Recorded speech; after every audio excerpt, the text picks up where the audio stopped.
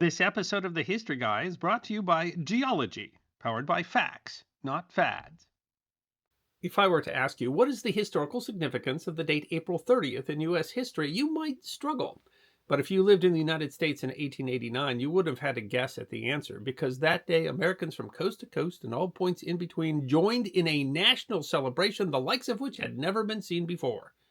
With parades held from New York to San Francisco to Nokomis, Illinois, the nation was taken with a patriotic fervor over a date that is little remembered today. But the 1889 celebration of the Centennial of George Washington's inauguration deserves to be remembered. Back in February, I talked to you about Geology, Geologie, this 41-time award-winning personalized skincare company that's been recognized in magazines like Men's Health, Esquire, and Ask Men Grooming Awards. I know you don't usually come to the history guy for grooming advice, but even history guys need help with things like preventing wrinkles or combating dark or puffy under eyes, especially since I'm old enough to be history myself. And apparently this stuff's working because the folks at Geology can see my face, and yet they asked me to talk about it again. Thanks, Geology, for partnering with the history guy. The fact is, Geology has exactly what I want in a skincare product. I mean, I'm clueless on skincare. I wouldn't have any idea where to start by myself. There's really no shopping involved. You don't have to figure anything out or spend a lot of time shifting through products. You take a simple quiz online, get a routine customized to you because, we're all different, and it's delivered directly to your door. It's easy to use, the scents aren't overwhelming, and my skin legitimately feels better. My routine is easy. I just use a face wash in the morning and evening, a moisturizing cream in the morning, and another at night. They use simple ingredients. They're powered by facts, not fads. I'm not a product guy, but this product has really made a difference. I believe that history deserves to be remembered, but wrinkles, not so much.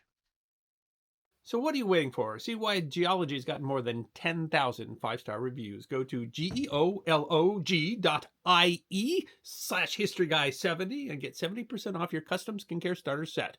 Plus a free gift and up to 50% off add-ons. Julian Ralph wrote in a May 1889 edition of Harper's Weekly magazine. It's not every day that makes history. The record of the world is only seemingly a continuous story. In fact, it contains as many interruptions as the spaces between the rods that hold up and partly form a great suspension bridge.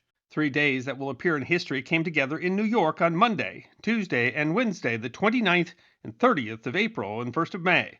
They were devoted to the centennial celebrations of the inauguration of Washington, and therefore of the actual establishment of our present system of government. Planning began 5 years ahead. News reported from New York on March 5, 1884, that between 200 and 300 members of the New York Historical Society unanimously passed a resolution. Resolved that the New York Historical Society will celebrate the centennial anniversary of the inauguration of George Washington as President of the United States on the 30th of April, 1789. That level of anticipation might seem strange. Just 14 years previously, in 1870, Congress had passed a law making Independence Day a federal holiday, an event which had become, the website of the Library of Congress opines, the most important secular holiday on the calendar. In fact, Independence Day had been celebrated since 1777. Washington's birthday, February 22nd, had been made an official federal holiday in 1879. Throughout the 19th century, New Yorkers celebrated November 25th as Evacuation Day, commemorating the day that the British Army finally evacuated New York at the end of the War for Independence, a celebration that began in 1783 with a parade led by George Washington. At its 19th century height, Evacuation Day was, the New York Public Library writes, equal in importance to the 4th of July. In the face of these other holidays, Decoration Day, now Memorial Day, has been celebrated on May 30th since 1868. How important could this anniversary be?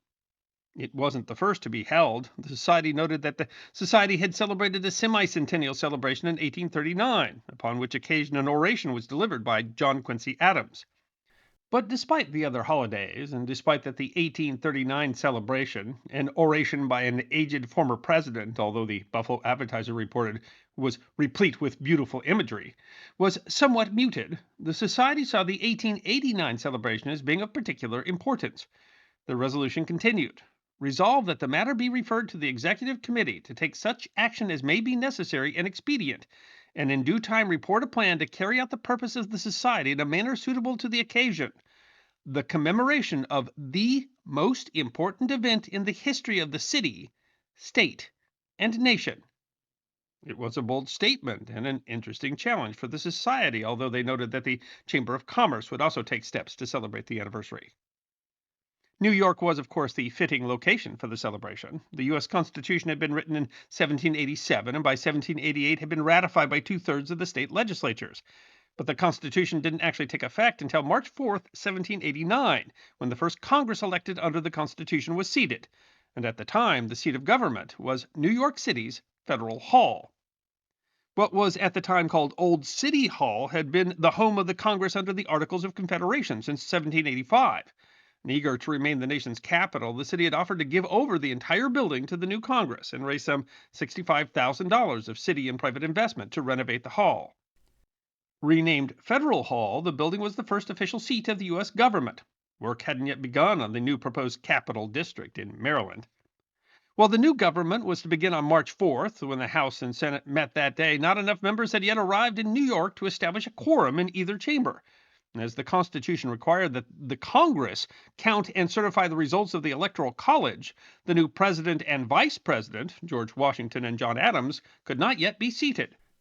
Quorums in both chambers were not reached and the election not certified until April 6th, at which point messengers were sent to tell Washington the news.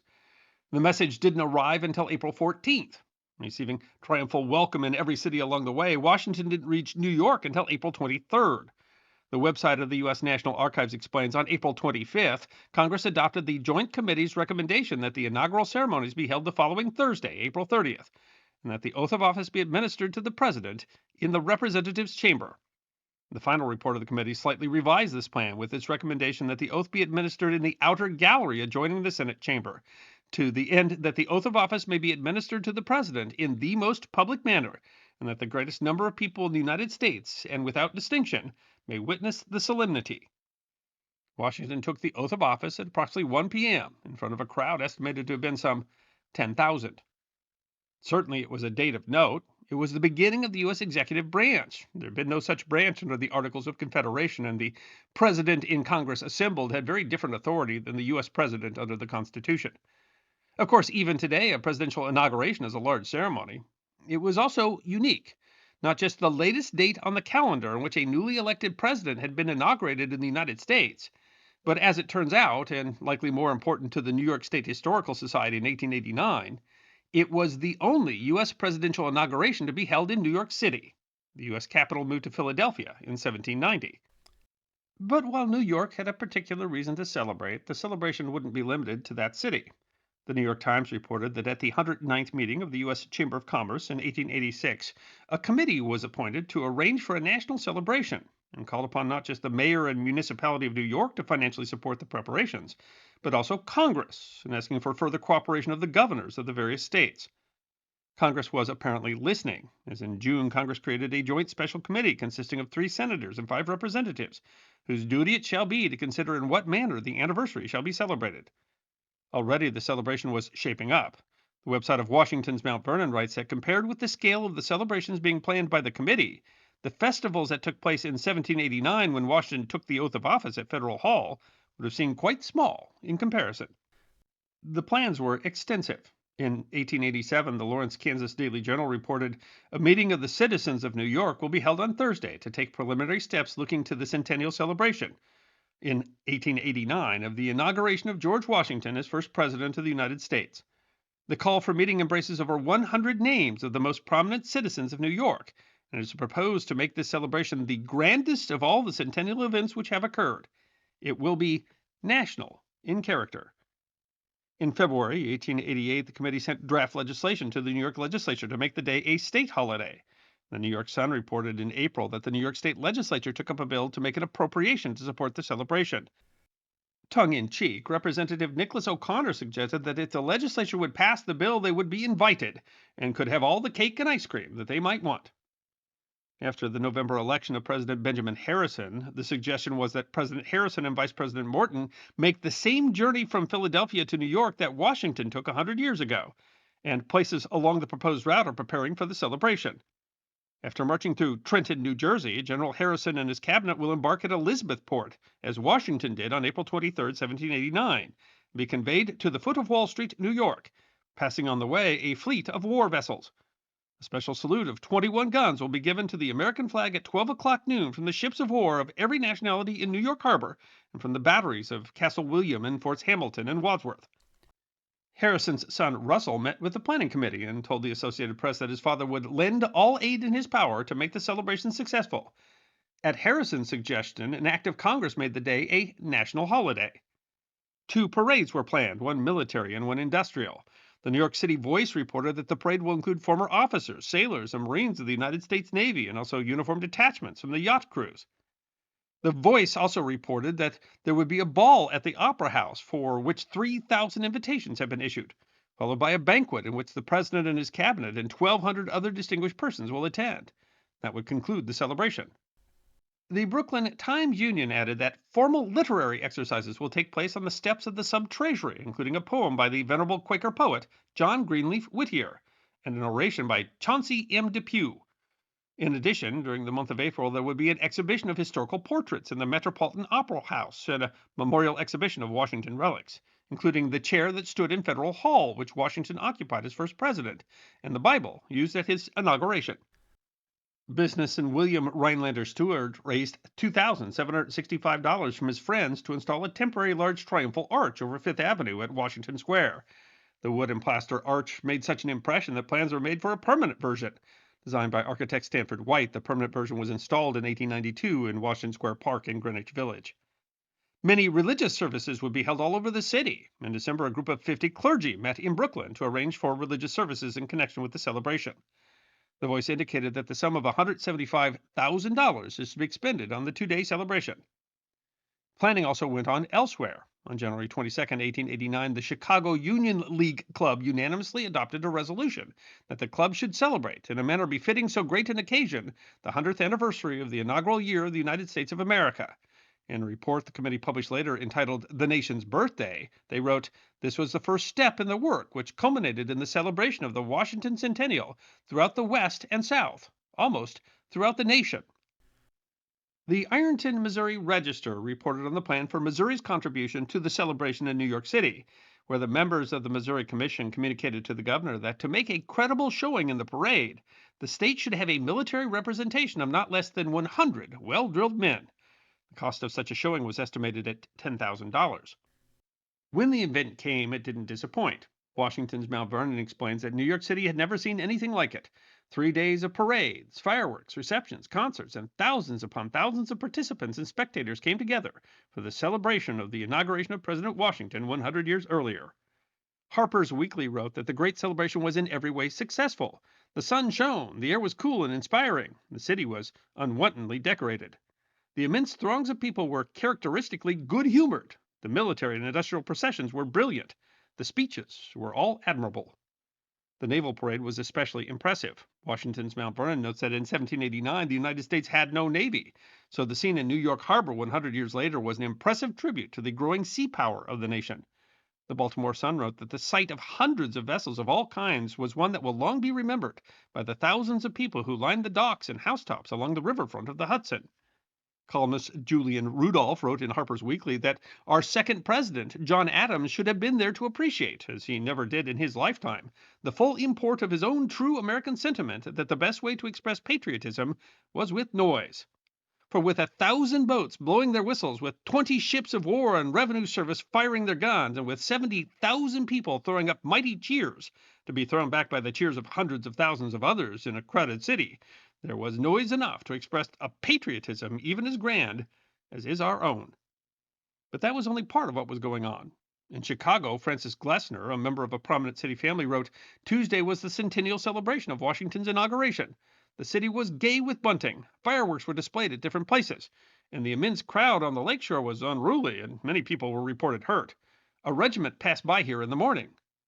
Abraham Lincoln's son Robert Todd Lincoln hosted one of the many meetings in downtown venues in the city of Chicago at the Central Music Hall. At 3 p.m., Lincoln welcomed 3,500 guests into the hall, which was draped in red, white, and blue bunting and mottos. The city hosted 3 different fireworks displays.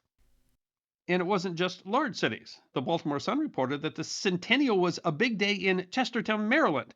On no public occasion for 25 years, says a special dispatch to the Sun, has there been such a general observation of a holiday.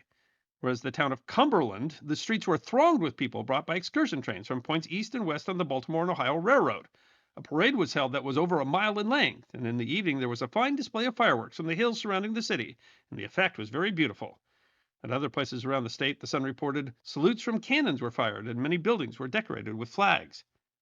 Bells rang in Cincinnati, although rain and cold wind caused the cancellation of outdoor events. Texas state departments were closed in Austin.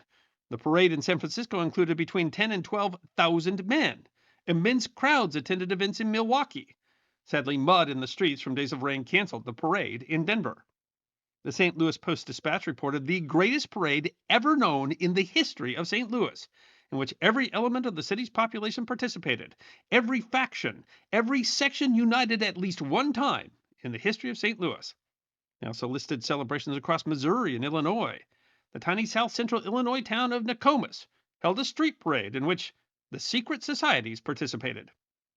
Columnist Julian Ralph called it the greatest popular display in the history of the Republic, noting that it was intended that the celebration should turn the minds of men back to the stirring scenes of a century ago, but it has had the effect of impressing the nation with its present greatness and its promise for the future.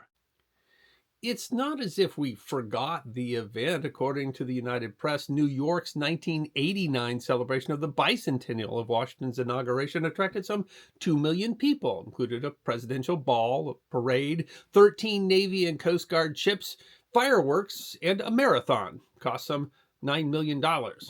Still, it didn't seem to have that national enthusiasm that there had been a century before.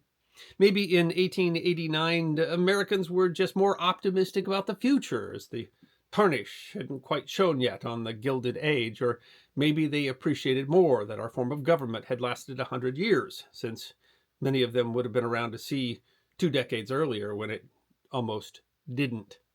Still, it's a surprise to talk about how large those celebrations were in 1889 because, well, there's a very good chance that the only mention that you will hear today of the anniversary of George Washington's inauguration is this video. Doesn't seem to be much planned for celebration throughout the nation today, although there are some events planned at Washington's Mount Vernon. I guess we'll have to see what comes in 2089. Remember, go to geolog.ie/historyguy70 and use the code historyguy70 to get 70% off your custom skincare starter set. Plus, you get a free gift and up to 50% off add-ons. I hope you enjoyed watching this episode of The History Guy, and if you did, please feel free to like and subscribe and share The History Guy with your friends. And if you also believe that history deserves to be remembered, then you can support The History Guy as a member on YouTube, a supporter on our community at Locals, or as a patron on Patreon. You can also check out our great merchandise shop or book a special message from The History Guy on Cameo.